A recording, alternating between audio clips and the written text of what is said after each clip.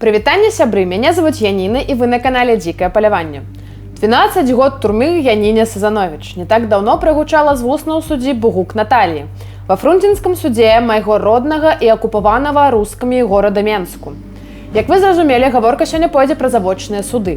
Дзіўную, недарэчную на першы погляд з'яву, якая выконвае сваю функцыю ў сістэме запалохвання беларусаў. Праз судовы спектакль дзяржава хоча паказаць, што яна мае ўплыў нават на тых беларусаў, якія з'ехалі з краіны.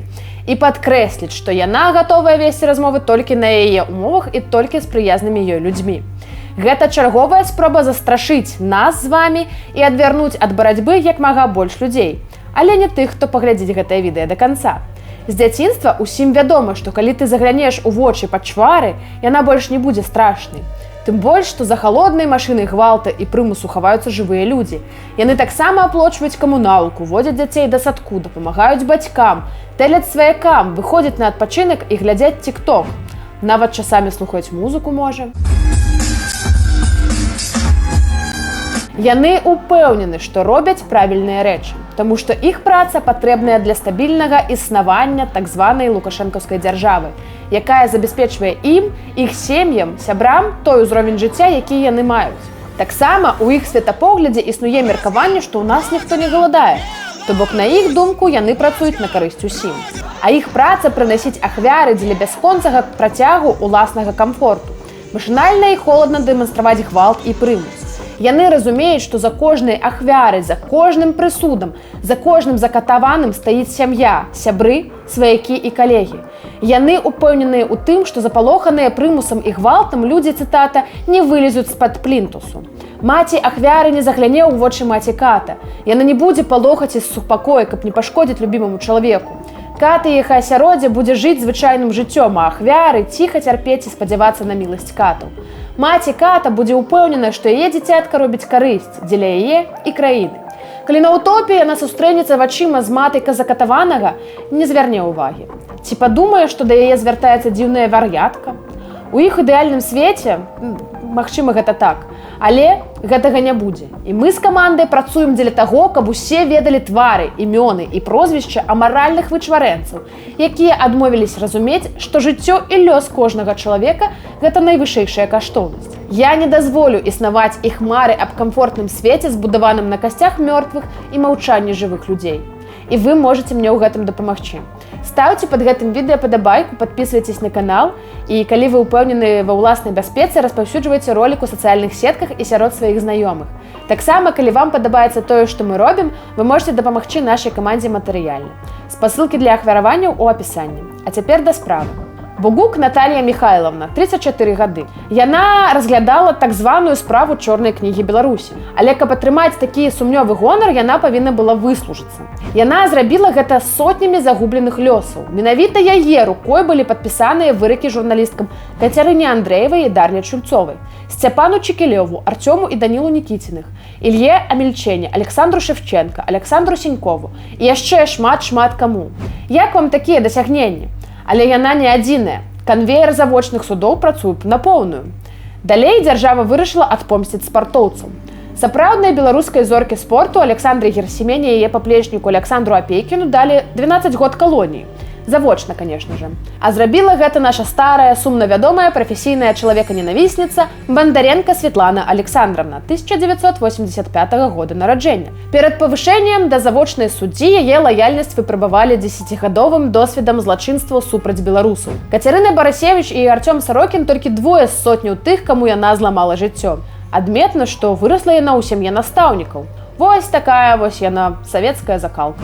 А на Светлану Ціханаўскую спусцілі так званага пенсіянера Міністэрства абароны Арлова Петра Александровича. Ён рабіў многа зла, каб вайсці ў шэрагі завочных суддзяў. Але канчаткова заслужыў свой статус амаральнага раба рэжыма дзякуючы адпраўцы патрыёта Беларусі, мужа і айца цудоўнай дзяўчыны Эдуарда Пальчаса на 13 год у калонію. Трапіў пад каток завочных судоў і Валер Цапкала, былы кандыдат у прэзідэнты Беларусі. Гледзячы на агучныя лічбы, Лукашенка ненавідзіць яго па-сапраўднаму. Дзяржабвінаваўцам выступіў кароль Александр Владимирович. 1992 года нараджэння. Менавіта па яго запыту выракі атрымалі вядомыя Марыя Калеснікава і Максім Знак. А таксама вядома, што ён ледзь не давёў ажно 2 палітычных вязняў. У знак пратэсту на адным з паседжанняў Алесь Пушкін спрабаваў сабе парэзаць жывот. А яшчэ раней у 2019 годзе спрабаваў ускрыць вены анархіст Зміцер Паліенка. Амаральнасць гэтай постаці падкрэслівае і тое, што ён асудзіў лаўрэата Нобелеўскай прэміі, заснавальніка праваабарончай арганізацыі «Вясна» Алеся Бяляцкага, паважанага чалавека, які ўсё сваё жыццё прысвяціў дапамозе іншым людзям, якія трапілі ў бяду. Суддзю да Цапкалы таксама падабралі адпаведнага – Епіхаў Сергей Александрович. Калі кароль прапанаваў тэрміны, то Епіхаў іх падтрымаў, і Знак з Калеснікавай атрымалі больш за 20 год на дваіх. Па справе нехта завочна судзяць журналіста і маладога палітыка, нацыяналіста Яна Рудзіка, а таксама заснавальніка праекту Сцяпана Пуцілу. Іх суддзя Тулейка Вячеслав Іванович, сапраўдны маньяк.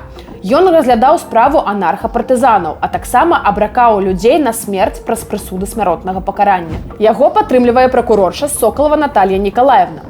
Раней яна вінаваціла супрацоўнікаў Белтэлекаму, нібыта за зліў з асабістых дадзеных злачынцаў у пагонах.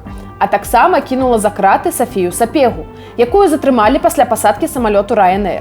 То бок вы зразумелі лагічную цепочку і кар'ерны рост.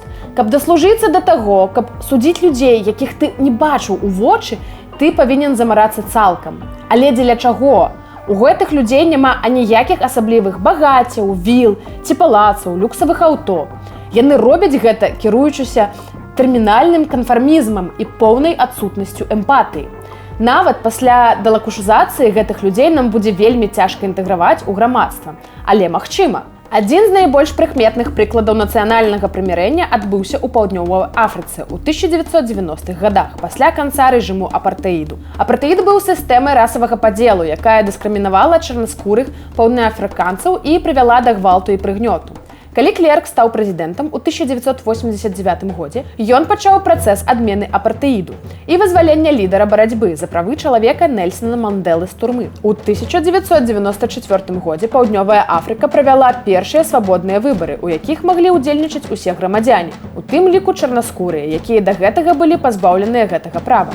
Мандэла стаў першым чарнаскурым прэзідэнтам Паўднёвай Афрыкі. У ходзе пераходу да дэмакратыі была створана камісія ісціны і прымірэння, якая праводзіла расследаванне гвалту і прыгнёту, які адбыўся падчас апартэіду. Праз гэтую камісію грамадзяне маглі распавесці пра свае перажыванні і страты, а тыя, хто дапусціў злачынствы, маглі прызнацца ў іх і атрымаць амністыю. Гэты працэс прымірэння дапамог Паўднёвай Афрыцы пазбегнуць грамадзянскай вайны і гвалтоўных сутыкненняў паміж рознымі групамі насельніцтва. Ён таксама дапамог краіне пачаць новую главу ў гісторыі і рух да большага справядлівага і раўнапраўнага грамадства. Таму раю дзяржслужачым ужо зараз пачынаць збіраць фактуру да сваіх калегаў. Хутка яна будзе да месца. Дзякуй за ўвагу. З вамі была Яніна, гэта дзікае паляванне і да новых хуткіх сустрэч. Жыве Беларусь!